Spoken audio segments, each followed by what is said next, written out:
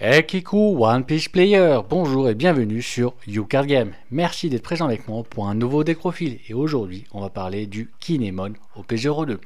Donc Kinemon OP02, c'est un deck qui va être très fun à jouer entre potes, très fun à jouer si on joue genre on fait des tournois avec des leaders vraiment tier 4, tier 5 qui sont pas très performants mais qui sont vraiment là pour le fun. Je le déconseille si on veut performer avec, ça va être très compliqué de pouvoir le faire. C'est un leader 5 PV, 5000 de puissance vert, activate main une fois par tour.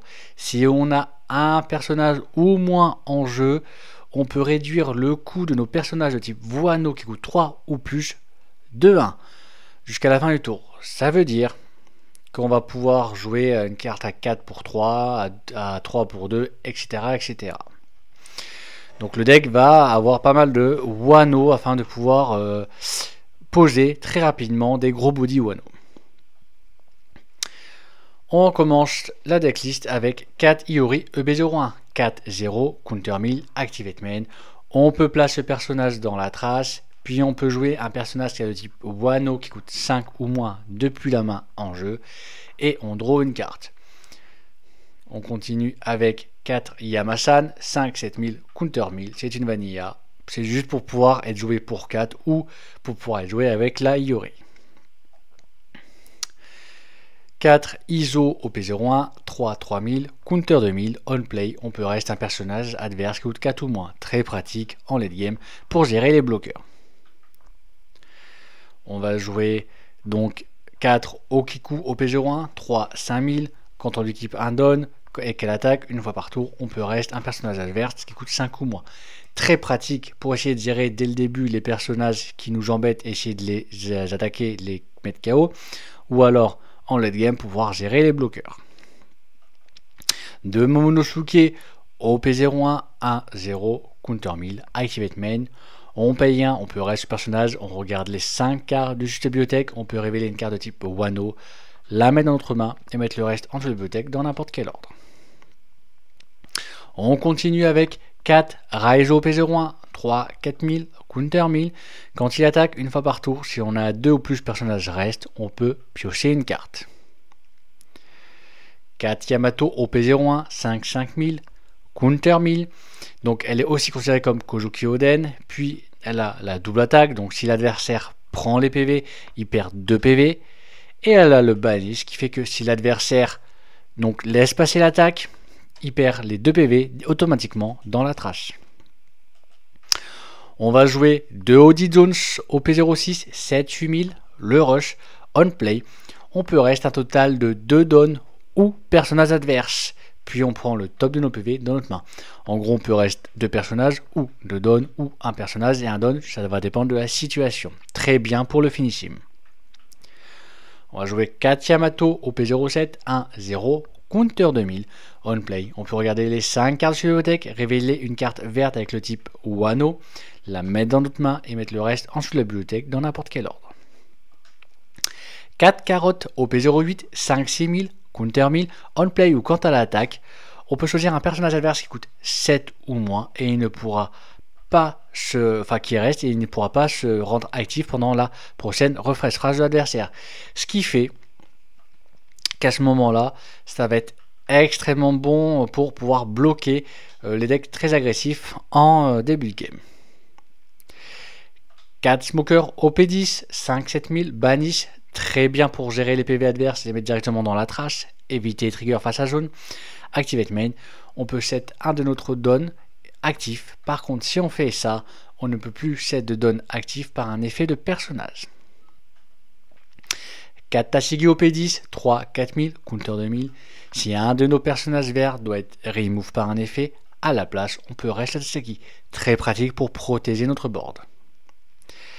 4 Shanks ST16, 9, 11000, on play. On peut KO un personnage reste adverse. Très bien pour gérer les gros body qu'on ne pourra pas gérer autrement.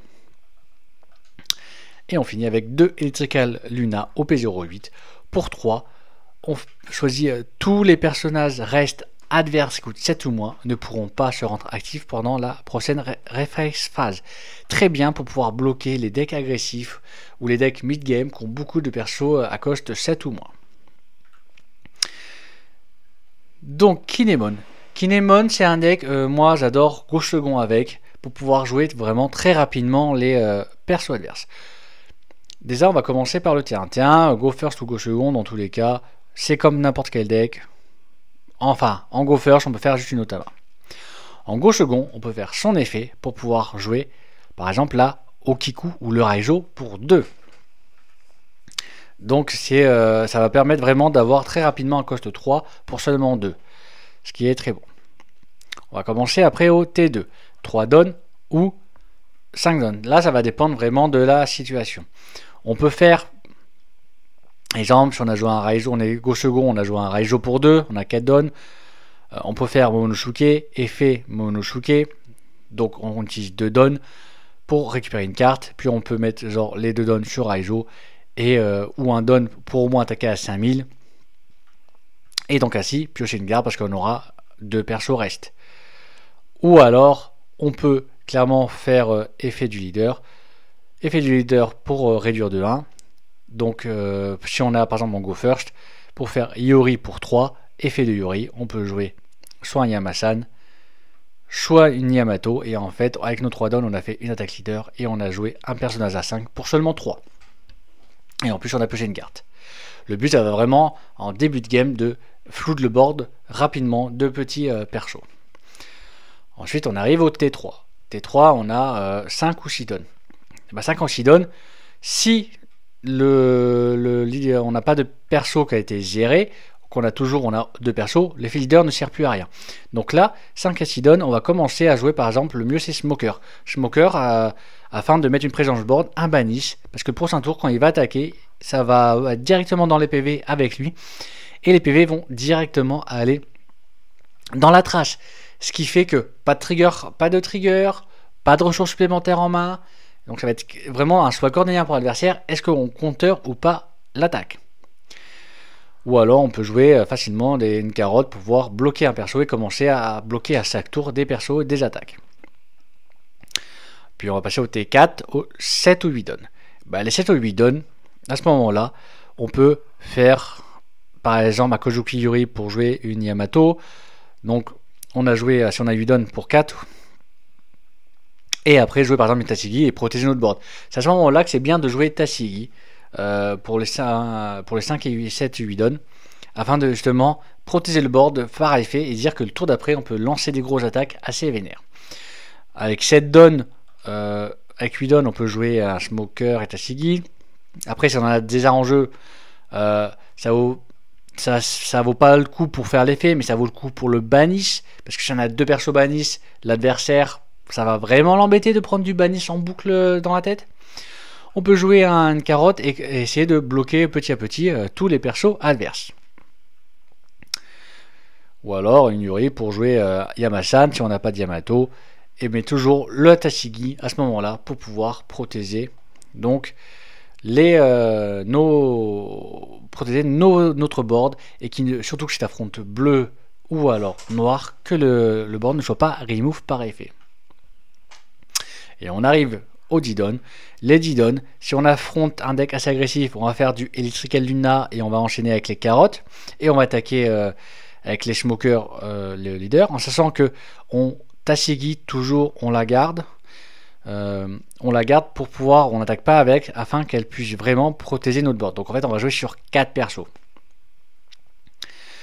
On n'hésite pas à toujours attaquer en priorité les PV avec Smoker pour empêcher justement la ressource supplémentaire en main, utiliser vraiment utiliser le banish, que le PV faisant un trash, parce que soit il trash son PV, soit il se défend, mais alors ça veut dire qu'avec les carottes, on pourra voir freeze un perso adverse et essayer de KO un autre perso adverse. Et on n'hésite toujours pas aussi à Oji Jones. Oji Jones, si on veut essayer le létal, pour pouvoir rester le don adverse, si c'est les styles Straw Hat Purple avec des Giant, Nami avec des gros events de défense, ou alors si ça joue des bloqueurs, reste les bloqueurs et pouvoir vraiment essayer de tenter un gros létal. Et si on affronte des decks plutôt noirs qui jouent avec des gros body, ne jamais hésiter aussi à jouer le Sanche pour gérer le body adverse et avoir une grosse présence board. Donc le but, ça va être, dans ce deck là, ça va réellement de jouer très rapidement des Wano, Donc avec 3 Don donc, et Yori, on peut clairement jouer une Yamato et dès le début faire une grosse frappe. Surtout que si on est Go First, qu'on a joué pour 3 Don, en 3 Don on a joué Yori. Clairement on est là, on a joué Yori pour 3 Don. Puis Shadowfell Yamato, que l'adversaire n'a pas géré Yamato, n'a pas mis de bloqueur, on est au 5 Don, on n'a pas mis de bloqueur, on peut clairement, franchement, moi je tente à ce moment-là, je tente clairement un 10 000 d'attaque avec Yamato. Double attaque Bannis, c'est soit il va se défausser de 3 cartes de sa main, dont 2 counters de 1000, et ça va faire à ce moment-là très très mal, soit il prend les dégâts, et à ce moment-là, les PV sont trash. Et donc le tour d'après, soit il va essayer de le gérer par effet, donc là c'est pas grave, donc tu vas pouvoir après faire Yori pour le rejouer ou rejoindre autre truc, Tashigi, ou jouer un Smoker, ou jouer une carotte, ça va dépendre de la situation. Soit il va essayer de le gérer par attaque, t'as de quoi de défendre, tu le défends, et il pourra pas se gérer derrière, et derrière tu continues, tu refais une double attaque Banish. Et là, s'il ne défend pas, c'est pareil, il est dans la panade. Donc il va commencer à essayer de soit le gérer par effet, s'il ne le gère pas par effet, il va vraiment essayer de se défoncer de sa main pour pouvoir counter l'attaque. Après ça c'est vraiment un mode no brain attaque, mais ce genre de technique peut extrêmement bien fonctionner face à des decks comme Enel, qui sont quand même méta, mais ça fonctionne. Ça peut fonctionner contre des decks comme Rob Bluty, par exemple, qui, à force de se défausser de la main, ils vont être obligés à jouer des Rebecca, des trucs comme ça, et donc après derrière, tu vas être plus tranquille quand tu vas jouer tes Smokers ou tes Shanks. Et en sachant qu'il y a quand même 8 persos Bannis, donc si on a une Yamato en jeu et un Smoker en jeu, et qu'on commence à avoir plein de Bannis, ça va vraiment très embêter l'adversaire. Donc ça peut vraiment surprendre, surtout si après tu arrives en game, tu joues un Audi Jones, tu restes ses dons pour sa défense ou ses bloqueurs, et derrière, tu enchaînes les attaques juste avec du Banish. Donc voilà comment se joue Kinemon au P02. Donc n'hésitez pas à commenter pour savoir si vous aimez le deck, si vous l'avez joué, si vous voulez le jouer, si vous voulez le tester, si vous avez une deck différente, une façon de jouer différente. En tout cas, n'hésitez pas à commenter tout ce que vous voulez, et je vous remercie d'avoir regardé ma vidéo. Et je vous souhaite une agréable journée.